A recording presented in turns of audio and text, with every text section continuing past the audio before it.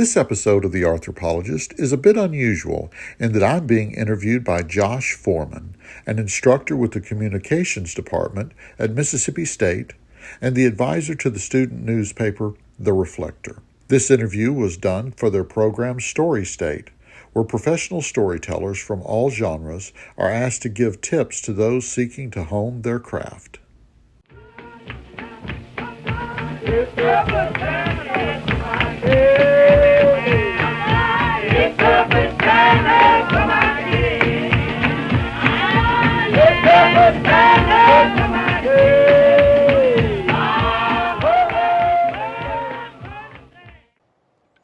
When I first started my career, I started as a portrait painter.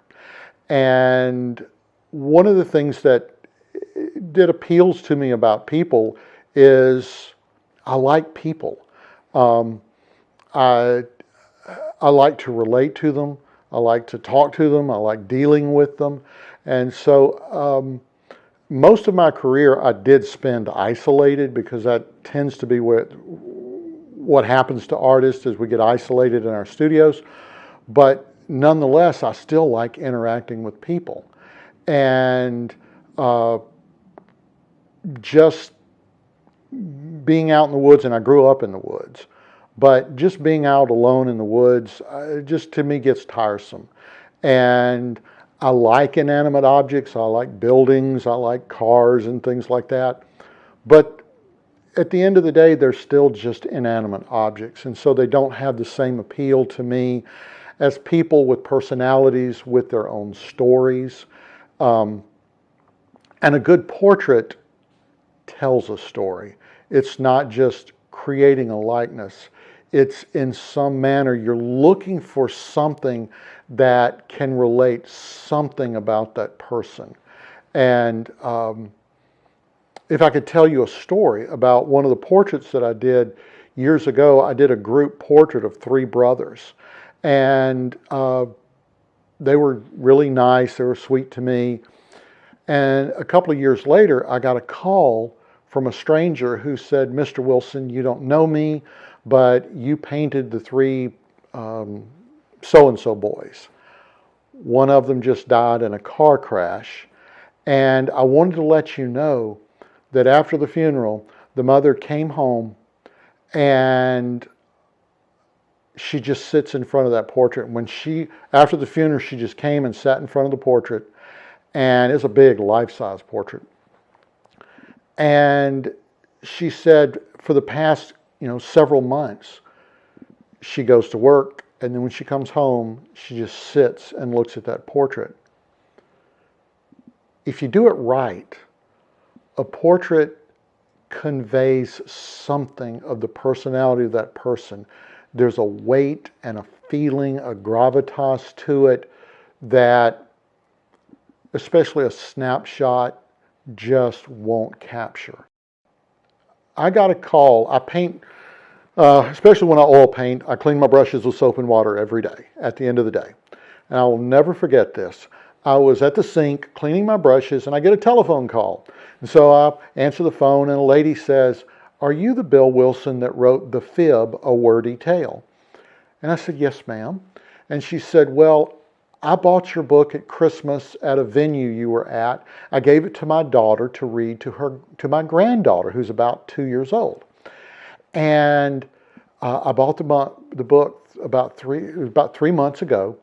And she said, my daughter called me 2 nights ago and said, 'Mom, I hate this book.'" And my stomach literally just kind of lurched. And I thought, okay, well, thanks for calling.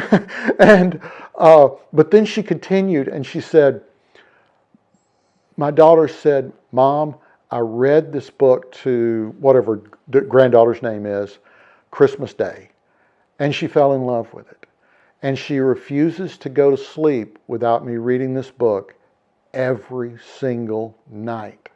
And it's a little complex to read. It's got a lot of big words. It was specifically done for that, for the sort of fun tongue twister words. And she said, "Mom, I've read this book every night for 3 months, and I can't get her to read anything else. It's got to be this book. And I hate it." Well, that it just sent joy into my heart, because I remember as a small child being in love with Winnie the Pooh and all of these other characters that I just meant so much to me. And to think that there was a 2-year-old out there who had the same feelings about my book that I had had about some of the other books that I loved, it was just one of the most rewarding experiences that I've ever had as an artist. I was doing some film work with a counselor who dealt specifically with children with special needs, either learning disabilities or behavioral disabilities. And she got one of my books, and then she called me, oh goodness, this was like 6 months later. And she said, Bill, I had to tell you this. We've been working with an autistic boy for a while now, and he's school age, so maybe first, second, third grade, and he's really struggling in school. He can't read well. He's just having problems. And just on a lark, I thought, what the heck? I gave him your book, and all of those weird words, the complexity, the fun of it, it just sparked something in him. And he started reading that book. And because, even though it's for little kids, it's got words like Egyptology, eschatology, things like that in it, he started delving deeper into, well, I want to know what those words mean. And so he actually started, as if I remember correctly, actually picking up other books to read, like, well, what does that word mean? And what does this word mean? And they said that, this counselor said that that book has helped to launch him into a new stage in being able to read and comprehend and focus, because that was his big problem. He just couldn't focus. And that book helped him to focus and just get his head together. And again, to think that there was a child out there who wasn't a bad child. He just had some real problems. But my book was able to help him just get one step over those hurdles to a more enriched life. For me, as an artist, as an author, those two stories are like, if I don't get anything else, I'm good. I'm good. Every year there's an event at the Capitol called Red Coat Day, where Republican women get together and honor the men and women in the legislature. My wife was a part of that. It culminated at the mansion. Since it was a woman's event, I wasn't allowed to be a part of that, and so my wife suggested going into the man cave to paint the governor's Harley. I had been painting cars for fun, going to different venues, painting antique cars. So I went out painting the Harley. Someone told the First Lady, Bill is out painting the Harley. She misunderstood and thought that they had said, Phil is painting the Harley. And in her mind, she's got several hundred women there for an event, and Governor Phil is out there airbrushing his Harley Davidson. So she goes out to ask him nicely to stop doing it. And then she sees me, sees the painting, and says, oh, that is beautiful. Has Phil seen it? And I said, well, no, ma'am, I hadn't seen the governor. She said, go show him. So I went in and I showed him, and he said, well, have you painted my Nomad? I said, Governor, I don't know what a Nomad is. And he said, well, that's my antique car. I said, well, Governor, I don't have time, but if I could get permission to come back. And he said, you come back here anytime and paint anything you want to. Just on a lark, because I've always loved the governor's mansion. It's beautiful. It's got great historical presence. And on a lark, I said, well, Governor, what I'd love to do is I'd love to actually be able to paint the rooms in the mansion. And he stopped and did one of those kind of Kodak moments. And he went, I have always wanted to write my memoirs about my time here. Tell you what, I'll get you permission. You come paint anywhere you want to. I'll write the text. I'll get us published. Okay. And so that's how I became the artist in residence. And I went up there in between assignments that I'm working on for like 2.5 years. And I painted basically every room in the mansion. And we got published with University Press. And the draw and the beauty of the mansion was not that it was just a bunch of pretty furniture and beautiful architecture, but that there's history behind it. The Bilbo room where John F. Kennedy spent one night or 2 nights. And I don't remember it all, but there's just all that's happened in Mississippi, all the good and the bad and everything that's gone on historically has gone through that mansion, has gone through the Capitol. And so that for me is the beauty of really any inanimate object, is either if it's God created, then it's something that my Creator created. And when people ask your favorite artist, my favorite artist is God. But if it's especially something man-made, then how it relates to people and how they interacted with it and what it tells about them, that's what's important to me. In the illustration and political arena, one of the jobs that I have is I am the art director for the American Spectator magazine. One of my main jobs is doing a bulk of the illustration work for the magazine. We do have quite a few internationally known wonderful artists who contribute, but my job as the art director is, or one of my jobs, is I do a bulk of the illustrations. One of the reasons why is that I'm exceptionally fast. Not all painters are as fast as I am. It's not bragging. It's just that's part of what my job is that I got to be fast. And the other is that I'm very versatile.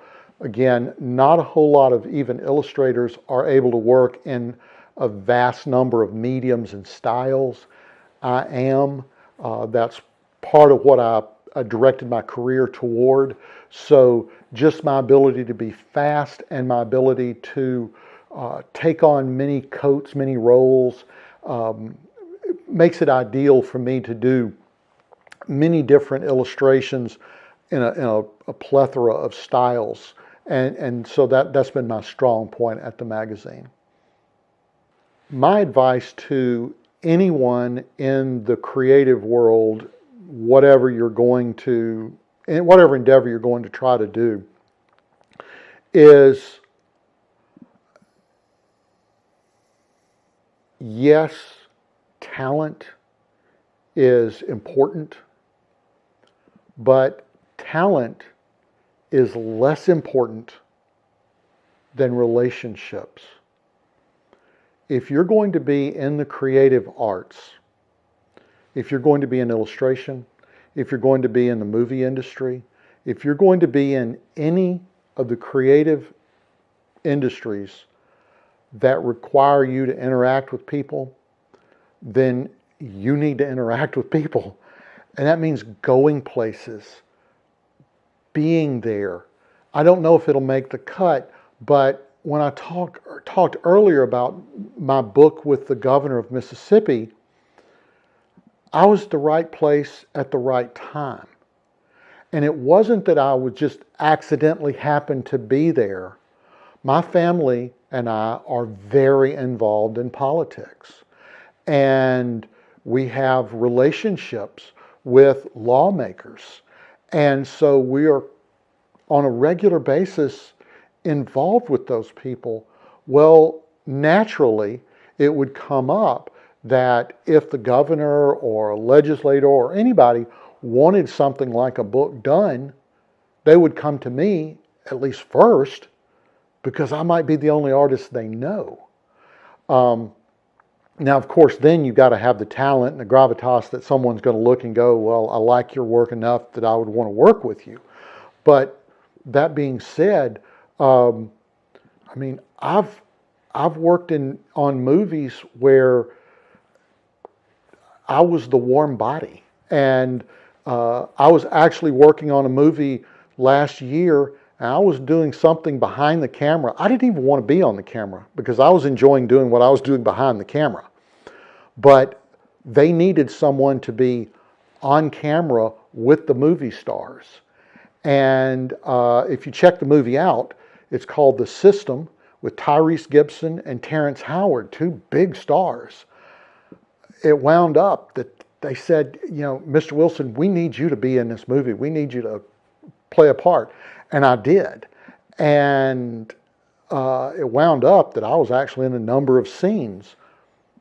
The only way that would have happened was that I was there. And so if you want to, whatever you want to do, go out and meet people and get with people and be in their industry, be with them. That's the main thing, because it's like in dating. There's Mr. Right and there's Mr. Right now. And you can sit around in your room and be Mr. Right all day long and be by yourself. But if you're out there mixing with the ladies, eventually you'll be somebody's Mr. Right now because they ain't nobody else. If you've enjoyed this episode, think about subscribing. You can also check out my podcast at thearthropologist.podbean.com.